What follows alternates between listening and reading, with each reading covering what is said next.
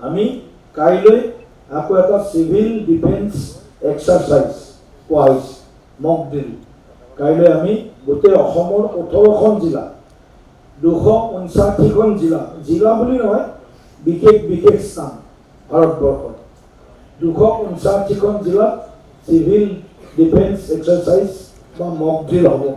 গতিকে কাইলৈৰ এই অনুষ্ঠানটোত আমি কাইলৈৰ এই মানে সিভিল ডিফেন্স এক্সাৰচাইজটোত আমি প্ৰত্যেকেই আমাৰ এডমিনিষ্ট্ৰেশ্যনক সহযোগ কৰিব লাগে। যি তেওঁলোকে প্ৰশিক্ষণ দিব সেই প্ৰশিক্ষণবিলাক সন্দৰ্ভতো আমি অৱগত হ'ব লাগে।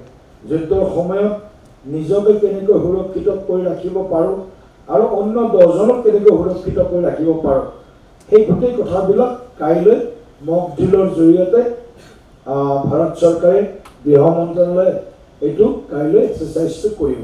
গতিকে কাইলৈৰ দিনটোত আমি আজি 4টা বজাত বেছি কৰিমেই, তথাপিও আপোনালোকক কৈছোঁ যুদ্ধ হ'ব পাৰে বা নোৱাৰে এইটো আমাৰ হাতত নাই, কিন্তু যুদ্ধ হ'লে আমি জিকিম সেই সংকল্পটো লৈ আমি কাইলৈ আমাৰ প্ৰস্তুতি পৰ্বৰ প্ৰথম পৰ্ব, প্ৰাৰম্ভিক পৰ্ব বুলি ক'ব লাগিব, একেবাৰে ইনিচিয়েল ষ্টেজ বুলি যাক কোৱা হয়, ফেজ 1, এই ফেজ 1ৰ কাৰণে আমি কাইলৈ সকলোৱে সাজু হ'ম।